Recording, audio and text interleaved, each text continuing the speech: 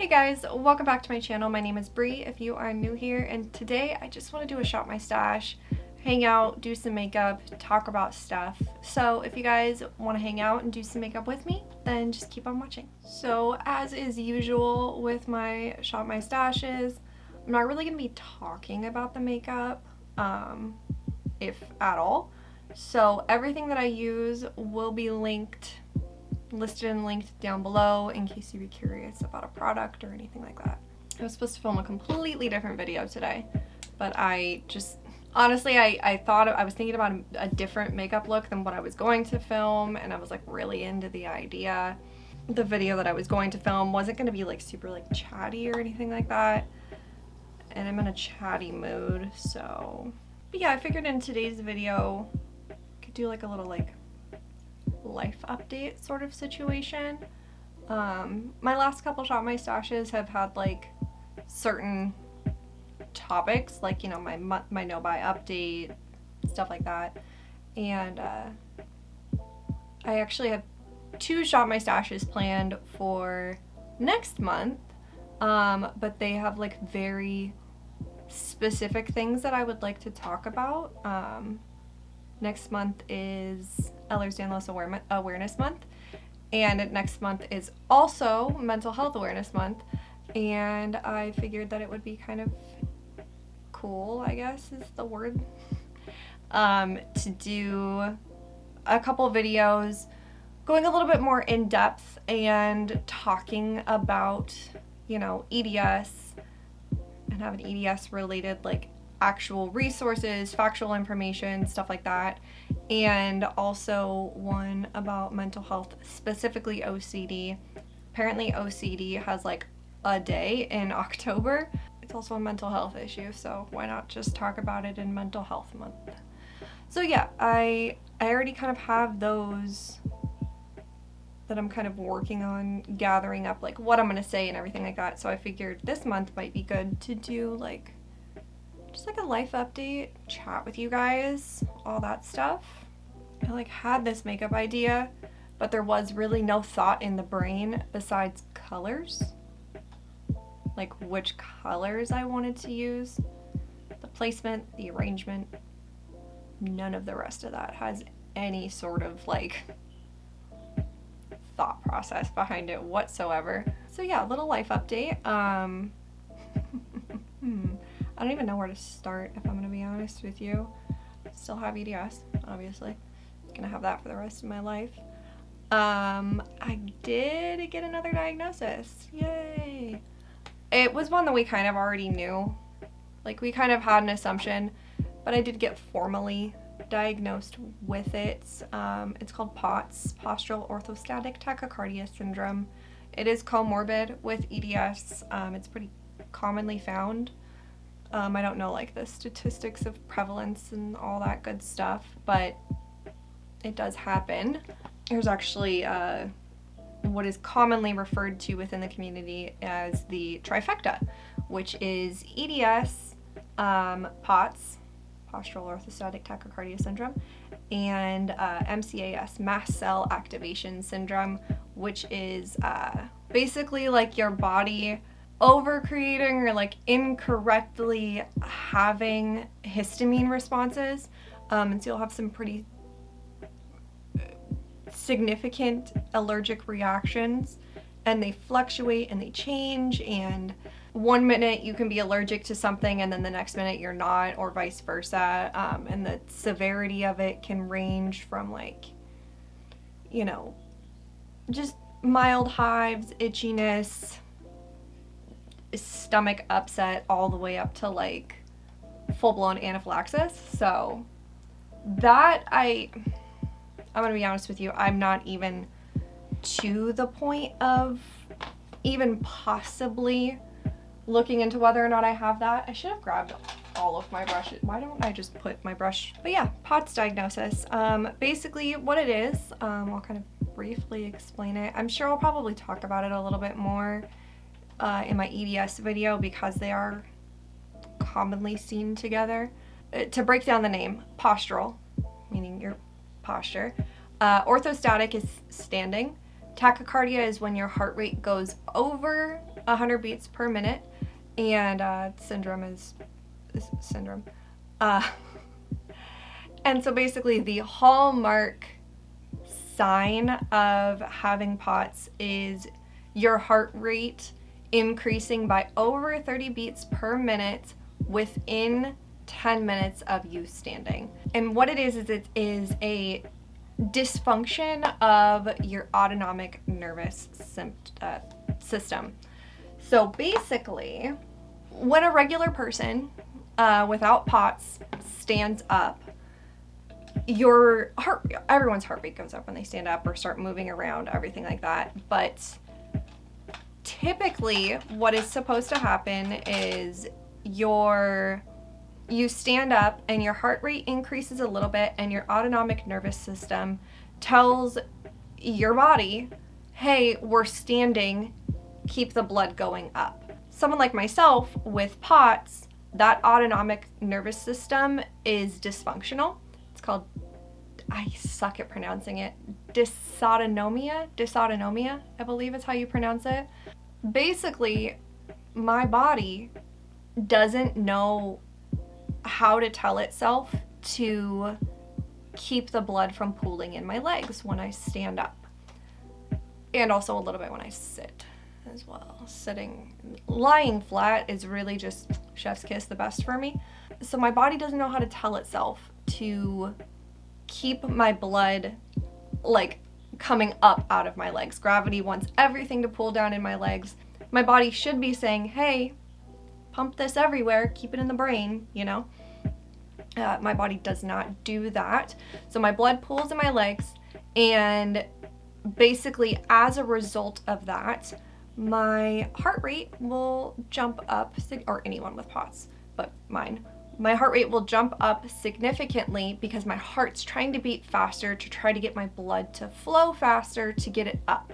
It is a common misconception that POTS involves fainting. It can involve fainting, but not everyone with POTS faints. And the fainting is because your brain isn't getting enough blood flow, kind of thing.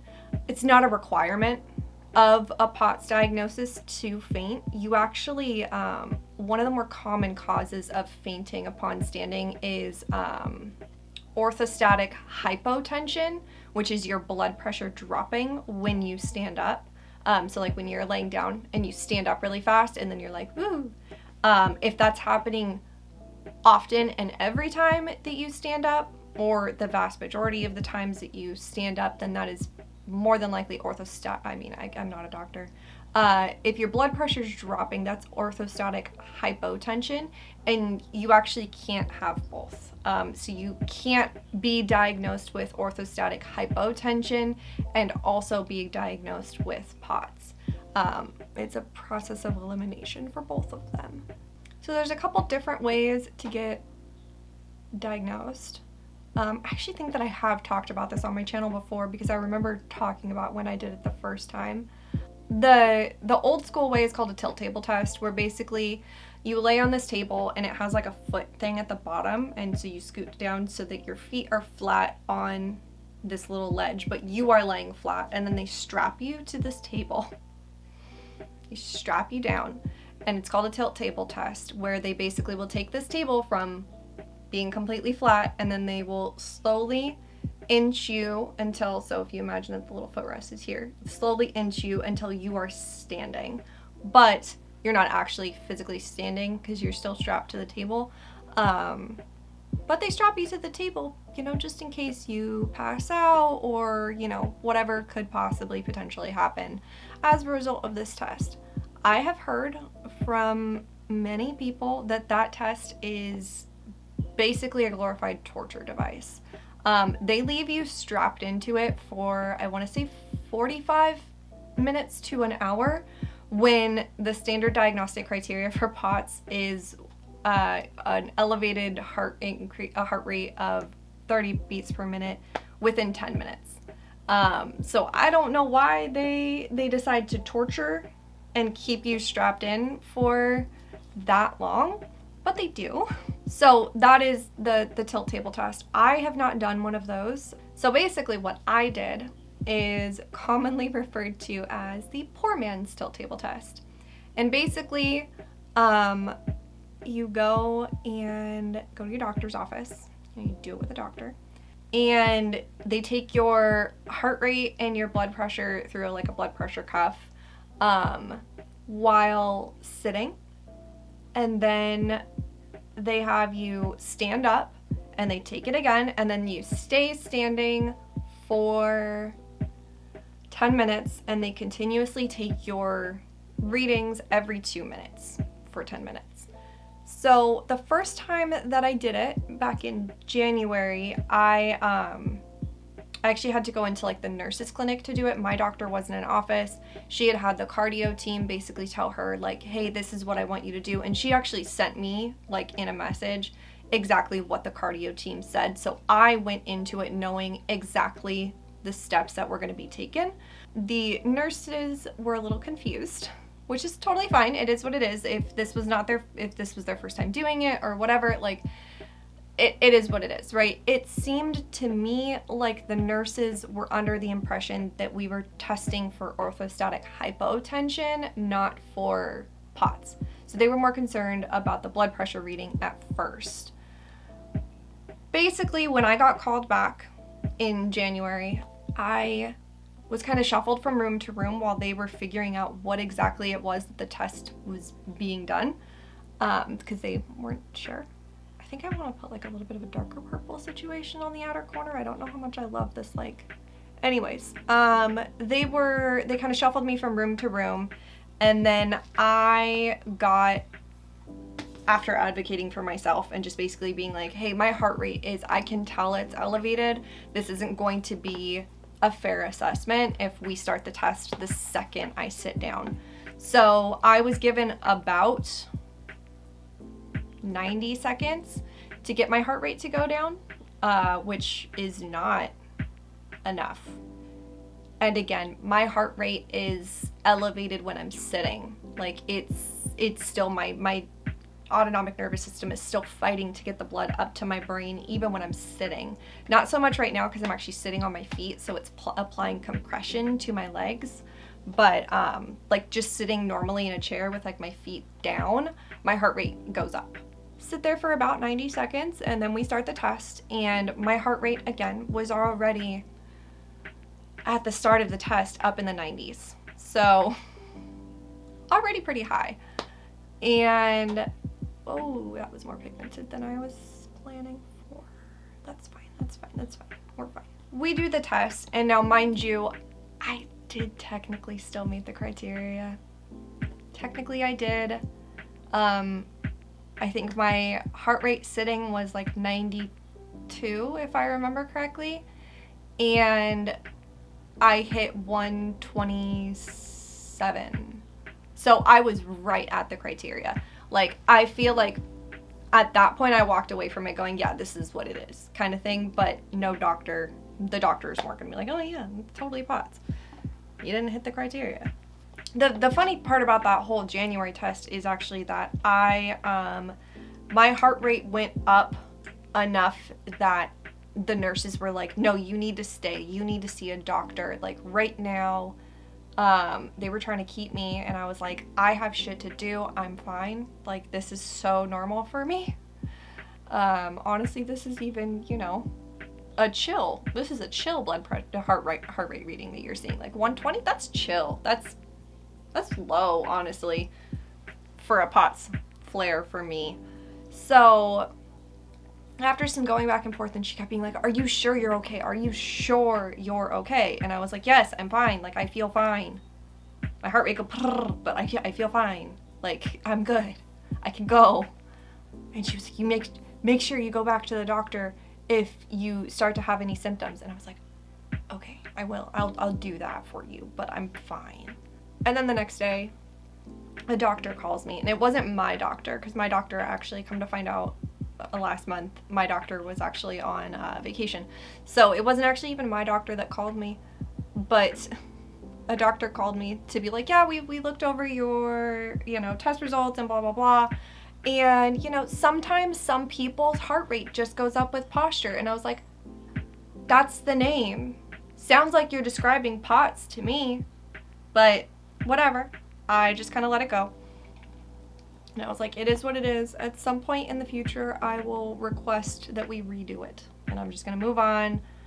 It's not, you know, I'm just going to start accommodating myself how I see fit, and then we'll go from there kind of thing, you know? So that's what I did for a couple months. And then there was a period of time in March where it got bad. Like, it got pretty bad. I don't know how to explain what it feels like.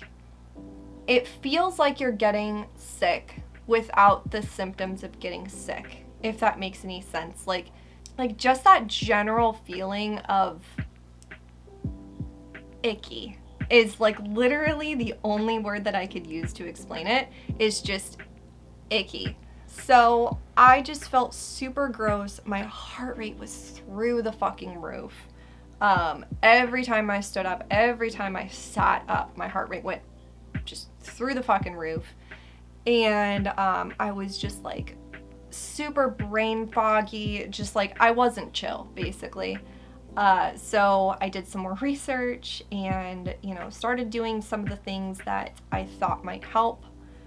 Significantly increased my water intake. I was like basically pounding salty snacks and doing all of that. And it did help a little bit. It kind of just, I don't know what caused it. It kind of came and went as quickly as, like it went as came quickly as it came. It did also cause an EDS flare, but whatever. I don't know. I just live in this body. I don't pretend to question its motives. But yeah, that happened, and I basically ended up sending a message over to my doctor and just being like, hey, like, can we redo this POTS test? Because like I just had a really bad flare, and I would love to, I don't know, have some answers, I guess, and just kind of genuinely just like know what was going on with my body and my brain and my blood and my heart, you know? I don't feel like that's too much to ask. So yeah, I sent her a message just basically being like, hey, like, I explained everything. I explained that I didn't really feel like I got a fair shot when we did the test originally, and you know, what was going on with me at that moment and all this stuff. So I ended up getting a message back from one of her nurses saying that she had spoken to my doctor and that she had just basically said, hey, I made you an appointment, a phone appointment in a week. Like, does this date and time work for you, kind of thing? And I was like, yeah, I will redo whatever I need in my calendar to be able to be squeezed in that quickly, right? Like, the odds of getting an appointment that quickly, pretty slim these days. So I was like, yeah, no, I'll make it work. So by the time I actually had the appointment with my doctor, like, I was already feeling much better. Like, the whole flare had kind of unflared, which was nice, obviously. But I explained everything to her, and she ended up basically telling me that she had a day that week, a couple days later, that she was like going to be in the office, but she wasn't taking patients. And she was like, why don't you come in? We can take as much time as we need. We can redo the test if we need to, and just hang out, do the test a couple times, go from there. I'm gonna jump off really quick, put on a wing, clean up underneath my eyes, get my skin ready for foundation, and I'll be right back. Alright, so I actually ended up doing my foundation off camera because my neighbor was like drilling something into their wall, so hopefully they're done doing that. Anyways, so ended up going into that appointment, and it was great. I ended up spending like, I want to say like an hour and a half, almost 2 hours there with the doctor, with a nurse, like actually talking and figuring everything out, and like really just focused in on attempting this diagnostic tool, and, you know, seeing what the results were, seeing where to go from there. So the first time we did it, they actually they had me lay down on the little bed for about 10 minutes before we started it. So I definitely got to like go down to, I was still a little bit nervous, so it was still probably a little bit more elevated than it would be on, you know, a normal, like if I were to do it at home by myself kind of thing. We strapped the cuff on me and we did the test. I made the blood pressure monitor mad because it was like, her heart, is she okay? And I was like, I'm good. Even the nurse kept being like, you good? And I was like, I'm fine. I will say, and this is a side effect is a weird word, a result of having EDS is when I stand, I pretty much always stand with my knees locked. I think it's honestly mostly because of the fact that I grew up walking on my toes. So walking on my toes, like fully up on my toes, my ankles and my knees would be locked when I was standing. It's so funny because I always hear people say like, you know, oh, make sure you don't lock your knees because otherwise you're going to pass out. And I'm like, I've never felt even remotely faint from standing with my knees locked, but that's just me. It is absolutely quite literally the only way that my legs feel stable. If I try to stand with my legs unlocked, with like my knees unlocked, I will not feel stable. Like my joints feel very like unsure of what it is that they're doing. I was trying to stand there with my knees unlocked, and a big portion of that is because when you're doing the test, you don't want to lock up your muscles, because locking up your muscles is going to push the blood up, and that is going to obviously skew the results. So I was like trying to stand there with my knees unlocked, and I was shaking like this. Like my legs were just like vibrating because they were shaking so much because they were trying so hard to be stable, but they couldn't be. My legs were very sore after that. But yeah, we did the test. I hit the goal within the first standing up read, honestly. Like I went from 70 to 110. I jumped up like 40. And then it just kind of kept going up. I think it hit 133 at one point, and that's when the blood pressure reader was like, should you check on her? So yeah, it was good. I got that diagnosis. I do have to go get blood work done. I have been putting that blood work off. It's like the last part to getting the actual, like getting it on my chart, is going to get this blood work done to, basically they just want to check my cortisol levels, and she just wants to check a couple other things because it had been a little while since some other blood work was done. But with the cortisol blood work, you have to be to the lab within 30 minutes of you waking up, and you have to get there early. So I would have to like set an alarm, wake myself up early, and then basically get up and go straight there. So I've just been putting it off because I'm a piece of shit. I kept making like, you can make an appointment for our lab, but it's not like, it's not necessary, and it's not like set in stone. It's not like me making an appointment is necessarily taking away from someone else. It just kind of, I don't know, it's just like an option. Plenty of times I've gone in and gotten blood work done without an appointment, but I kept making appointments and then canceling it. It didn't help that 3 days later I was at work, and I work with my parents and I work with my husband, and I show up to work and my mom has a cold and my dad has a cold, and I was like, fuck, that means I'm gonna get the cold. I'm gonna get sick. I just know. I was like, it's gonna happen. And then that night my dad was doing something outside at work, and he like twisted wrong and like fucked up his knee, like could not put weight on his knee. So he was off for several days resting his little knee, all the while me over here going, when am I gonna get sick? I've spent all this time around you people. It's inevitable. It's gonna happen. And then my husband got sick. And it has now been 2 weeks since that happened, and I never got sick. I don't know how to, like, my body makes no sense to me whatsoever. Just no sense. Why, like, God forbid I lift something wrong, God forbid I stand up incorrectly and my body falls apart, but I can be consistently surrounded by 3 people with sinus infections and I'm fine. Not even a tickle. Not even a tickle. It doesn't make any sense. So, like, I'm not complaining, obviously. I don't want to get sick. I didn't want to be sick, but it just kind of surprised me that I also didn't get sick, you know? So yeah, added another one to the chart. It was not a surprise diagnosis at all. It was very much expected. Basically, like, I'm not to the point of even, like, we're not even to the point of discussing the potential of medicating it.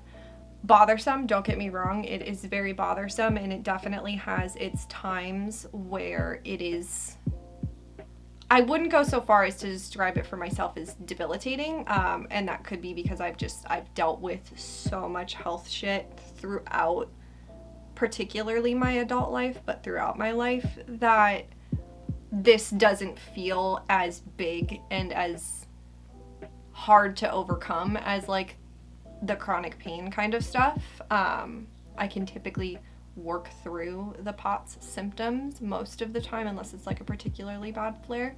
Basically, I'm just doing like a lot of at-home accommodations. There's certain things that you can do, certain lifestyle changes that you can make that can kind of help the whole thing. Basically, I need to increase my blood volume. So the biggest step to doing that is increasing your water intake and then also increasing your salt intake. And when I say increasing my salt intake, I mean like dramatically increasing my salt intake. Like, the amount of salt that a person with POTS is recommended to take is like thousands of milligrams higher than the regular average person. So that's been fun. Like, my parents will like make me like hash browns in the morning, for example, and when they make breakfast, they'll already be salted, and then I'll be like, more salt. But it helps. It genuinely does. Like, I notice it helps like a ton. Luckily for me, the vast majority of my like OCD safe foods are salty snacks, so it's not difficult for me to, I more than likely probably was already taking in that much salt, so it hasn't been like a drastic increase, like change in my lifestyle. It's the water that's been hard for me. But I think it's just liquids in general. Like, I just have a hard time like recognizing when I'm thirsty unless I'm like a completely and utterly like debilitatingly thirsty, you know? But it's the same thing with hunger. For me personally, I have a very hard time recognizing my own hunger and thirst cues. There's a hair on my face. But yeah, I have a hard time recognizing those cues, so I always have. So it's just been like trying to get myself in the habit of like forcing myself to do it even when I don't necessarily feel as though I need to. The other big helper for it is compression socks, which I'm still kind of working that out. When it's winter or when it's cold in general, and I'm wearing like, I have like knee-high combat, well, I had knee-high combat boots, the zipper broke on them, or like any sort of knee-high boot situation, I always wore knee-high socks underneath them, over my leggings. And this year was the first year that I actually started like layering them because I was still cold. I have very poor temperature regulation. So I was still cold, so I actually started wearing 2 pair. Like, I would put on my leggings because I literally only wear leggings. But I'd put on my leggings and then I would put on 1 pair of knee-high socks and then another pair of knee-high socks and then my shoes on top of it. So that has been giving me more adequate compression. Like, I can, when I'm at work and I'm in that like double socked up situation, I can tell that my symptoms are better than when I'm at home and I'm barefoot or like just wearing slipper socks or something like that. So that is something that I'm working on, figuring out what kind of compression that I need, how much compression that I need. and all of that. I am a little concerned when it comes to summertime and how that's going to work. Like, am I going to be able to wear these compression socks without feeling like I'm going to die in the summer heat? It is going to be, I feel like, a bit of a struggle, but we'll figure it out.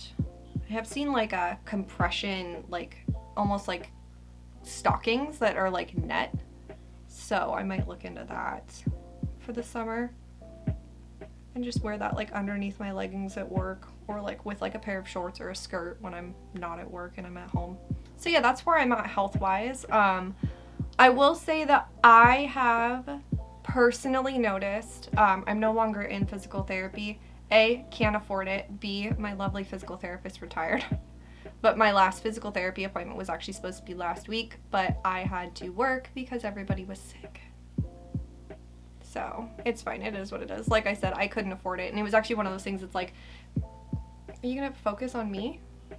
It's like one of those things that going into the days leading up to that appointment, I was like, no, like I'm fine. Like I'm feeling okay. And then of course the day I wake up, and I've already canceled my physical therapy appointment, but of course that day I wake up and I'm like, oh, like no, it would have been nice to go. I have exercises that I can do at home and stuff like that I am working on. I haven't been working on it recently. I have noticed that since I kind of started giving myself accommodations, like with these different things, like if I'm at work and I need to lift something like for a customer, like something that a customer has, and I'm supposed to be like, traditionally like the employee would be the one that would lift it, I will defer to the customer and be like, hey, like, is there any way that you could grab that for me, or you know, stuff like that. Like just little accommodations like that, little things like when I'm at home, acknowledging my limits, not pushing myself past my limits, doing things in certain ways to protect my body, protect my joints, is just that alone has made such a massive difference in how I feel on a day-to-day basis. Like it's one of those things that's like, if I had known years ago that all it took was for me to stop doing X thing, or you know, making sure that when I'm sleeping I'm hugging something so that my shoulders don't crunch in on each other, little things like that, if I had realized that years ago, I would be in a much better place than I am now. And I'm aware of the fact that like this is something that I'm going to be dealing with for the rest of my life. And there are going to be times in my life where I'm going to feel good, and there's going to be times in my life where I'm not going to feel good at all. And just trying to acknowledge and appreciate those times in which I do feel better, so that when the time comes that I don't, I can give myself grace, you know? Oh, the other thing that I didn't mention about like things like lifestyle changes for POTS is not standing for extended periods of time, doing what I need to do and then sitting. So for example, like when I'm at home on my days off, like today, I will film. Hi, hello. And then typically I will kind of break down my time in, like I'll have like a to-do list, and I'll be like, clean the bathroom, sit down and edit. Clean this room, sit down and edit. And I will go back and forth, and it kind of just gives my body a chance to recover and kind of chill out. And that's been really helpful as well, is just like not constantly standing and moving. I'm trying to decide if I even want to put anything on my lower lash line, or if I just want to do like a little bit of bronzer, just like a little light wash of bronzer. I feel like color would be too much. So I have my favorite band announced a tour, and they've gotten massive. Like they blew up on TikTok. It's great for them. I love that for them. They got massive within like a year. They released an album, they blew up on TikTok, and then they got massive. It's amazing. I'm so proud of them. Regardless, they've been selling out their all of their shows, and they just announced a new tour, and I was like, I'm going. Like, there's no, I'm going. The first time in a long time that I've gone to a concert, a very long time. Because even going to like Chris's shows, like my husband's shows when he was in a band, that was different because I was backstage, I wasn't like out in the group, and I, you know, had privileges as being basically a working member of the band, doing photo, video, merch, whatever. Basically, I had privileges, and I could come and go kind of as I pleased from the venues, so I was able to accommodate myself in those ways and go, I'm gonna go sit in the car for a little bit, or hey, there's a bench out front, I'm gonna go sit on that kind of thing. So this will be the first time in years and years and years. I want to say like since 2019, 18, 19? Don't know. Couldn't tell you. It's been pre-COVID for sure since I've been to an actual concert, like an actual show. So I made the decision that I'm going to have to ask the venue for accommodations and like to be placed in the general admission area with like seating. And I don't know how I feel about it, honestly. Like it feels weird, and I feel like it's gonna feel even more weird when the time actually comes to like do the asking. Like, here's hoping I actually have like the balls to do it, because I could totally see myself chickening out and not doing it and just suffering and then paying for it. That's not until October, so I have plenty of time to work up that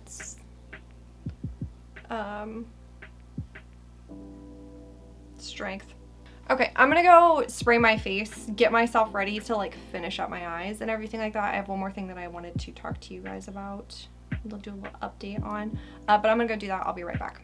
So the other thing that I wanted to talk to you about, because honestly I have no like OCD related updates. Not that all of my life updates need to be health or mental health updates. It's just like quite literally the only thing going on in my life on a day-to-day basis. So, you know, there's that. But yeah, I have really no like OCD updates. It's pretty much just there now. It's not nearly as debilitating as it once was, but I still deal with it on a daily basis. I'm still in treatment for it, you know, all that good stuff. But yeah, the other thing that I wanted to update you guys on is that I am actually now in the process of getting formally certified for makeup artistry. So I actually had a company reach out to me because they saw my video, a YouTube video. I have no idea which YouTube video that they saw, but a company reach out to me and just basically it's for an online makeup artistry academy, online makeup academy. They offered for me to try their courses, and I will be doing a video on it. I don't know exactly when I'm going to be doing it. I will let you guys up front know now, and also when I do that video, that I was provided these courses for free and in exchange for content, but that's never going to change my like review. If I didn't think that it was worth it, I would tell you guys that straight up. And honestly, big thing is that if I didn't think that it was worth it, I wouldn't have taken it to begin with. It has nothing to do with the fact that I already wanted to become certified. It's one of those things that like I heavily researched the brand, I heavily researched the company, the school I guess would technically be the correct verbiage there. The correct word would be I researched the school very heavily before even honestly further asking them questions about contracts and stuff like that. Like, I looked into it extensively before I even entertained the idea that it was going to happen. The school offers 3 different options, but technically it's 2 different options. They have like a more kind of basic, you know, like makeup artistry basics, kit basics, client basics, stuff like that. And then they have one that's a little bit more focused on like editorial work and other stuff, and also kind of has like the business end on that one.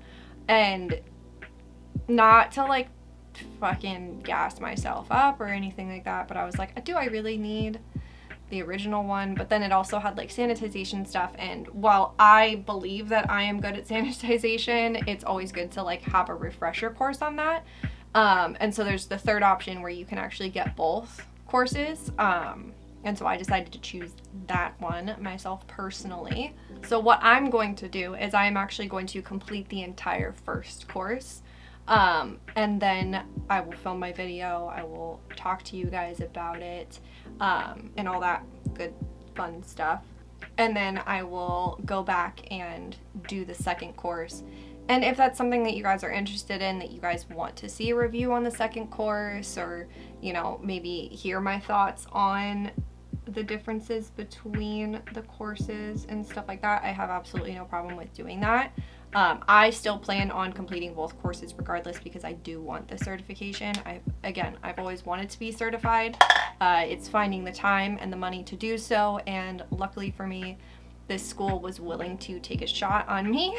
And with it being an online course, online program, I can do it on my own time. I can do it, you know, on my days off. I can do it after work, stuff like that. Whereas I don't have to try to like rework my entire work schedule around actually physically going to a school.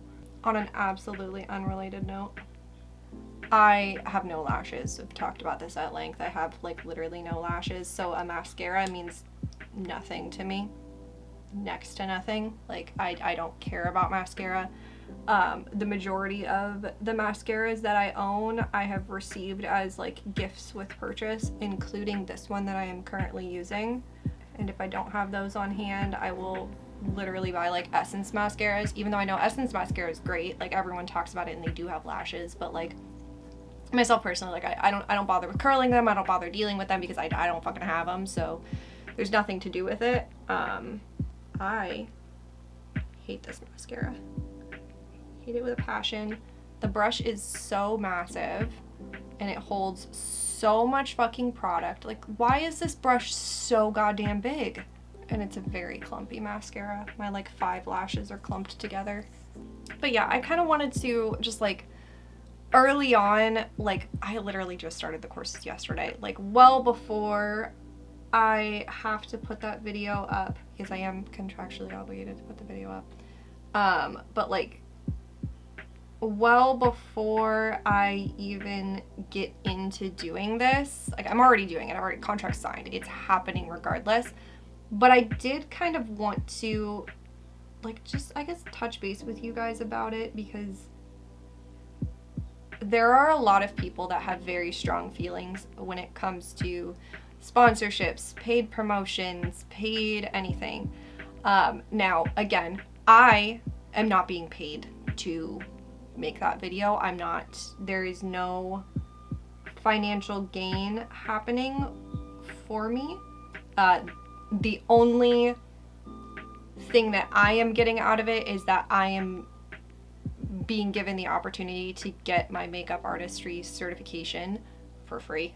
Typically, like I've been offered in the past, like, hey, we'll send you X thing, talk about it on your channel. And I've almost always, there's been one other time that I have accepted it, and it was a perfume company.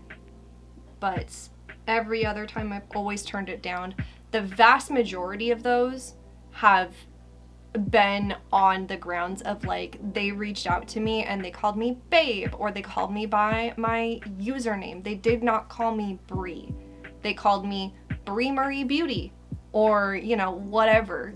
They or babe or dear or any of those. And those ones those go straight to the trash immediately. But even the companies that have randomly reached out to me and like called me by my name and seemed legitimate to begin with, again with the exception of this one and then the perfume one that I've done before in the past, which was a while ago, I do not do content in exchange for product.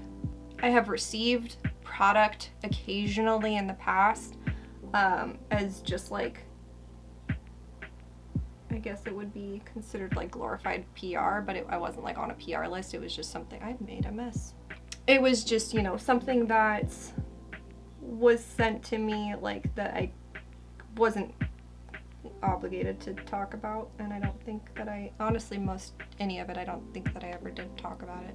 Where I'm going with this is I am a non-monetized channel. I don't make any money from YouTube. I don't make any money from TikTok. I don't make any money from anywhere. I do all of this for the love of the game. And that, at the heart of it, is what it should be, right? Like, you should want to create content because you want to create content. I enjoy doing makeup videos. I enjoy talking to you guys. I enjoy hopefully educating you guys. I enjoy all of that. I never went into this with the goal of monetization. Obviously, that would be cool if I could sustain myself off of content creation, or even, honestly, if I could sustain the channel off of monetization. And I don't necessarily mean like I'm making so much money that I am, you know, able to quit my job. And of course I would love that, don't get me wrong. But if I could have it be that the channel is sustained, I am bringing in enough money on a monthly basis where I am able to purchase new products, try new things without that eating into, you know, my regular work income, that would be awesome. That would definitely make my life a lot easier. But as it stands, I'm not monetized. I make no money. This is a hobby for me. It's fun. It's a fun hobby, and don't get me wrong, I would love to be monetized. I would love to do all of that, but I've never gone into this with the intention of monetization at all. But I do know that a lot of consumers of beauty content feel strongly about sponsorships and paid promotions and anything like that. I just want to reiterate again that, like, my morals will always be more important than a paycheck. My morals will always be more important than making a brand happy, making a company happy. I will never go out of my way to say something to please a brand if it means that I am lying to the people who watch my content. Never, ever. No amount of money will ever change that. Like, I would never sign a contract that says that I am required to speak positively about a product. I would never sign a contract that would require me to speak poorly about another company's product. I would never work with a company that would encourage me to lie to my viewers or anything like that. It's just not, it's not something that's going to happen for me personally. And obviously I can only speak for myself, but we've seen how other people in the space have acted. What happened here? Especially if you're somebody who regularly watches my content, I didn't want to just like drop a sponsored. I hesitate to use the word sponsored because I don't make money off of it, but it technically is a sponsored video. I didn't want to just like drop a sponsored video on my channel and then just like run away off into the sunset, you know. I wanted to touch base with you guys because this is technically my first sponsored video. My first, like,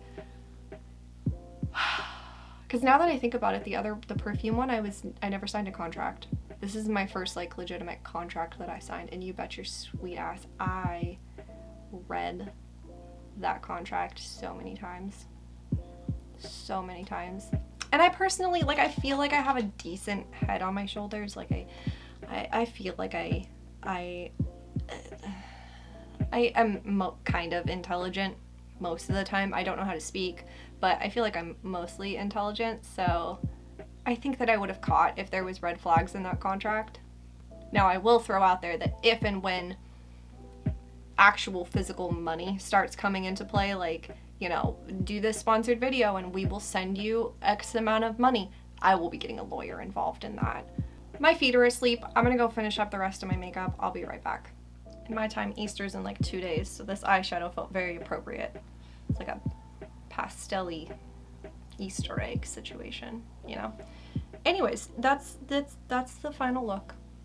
I think that it's very cute. I hope that today's video was interesting, even though I spent the vast majority of it just rambling on about pots. These Shop My Stash videos have almost become the place that I will come to process all of that. Like, I know I did a video about OCD, and I did a video about EDS, and then I, you know, talked heavily about pots in this video. Like, it's becoming this place where I'm kind of like processing, like, okay, this is my new normal, and this is the explanation as to why I have been feeling the way that I've been feeling. So, you know, there's that. In regards to the sponsorship, I don't have a set date on when that's going to go up yet. I have a time by which it has to be up before, but that's neither here nor there. I need to finish the courses first, or at least the first course, before I even do that. So it'll be a while before that goes up. I do think that it's kind of cool that I finally had a company, like, or school or brand or whatever, someone reach out to me because they enjoyed my content and they felt like my platform would be a good place to talk about their product. There is a little part of me that thinks that that's really cool.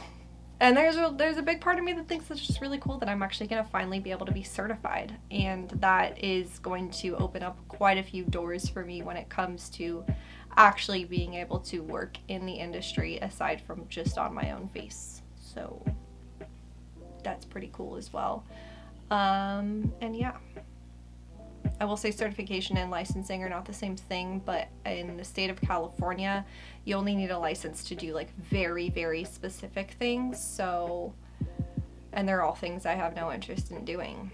So, you know, I do with what I can. But yeah, that's going to wrap up today's video. Thanks for hanging out with me and letting me chat and all that good stuff. I'm going to go to Target.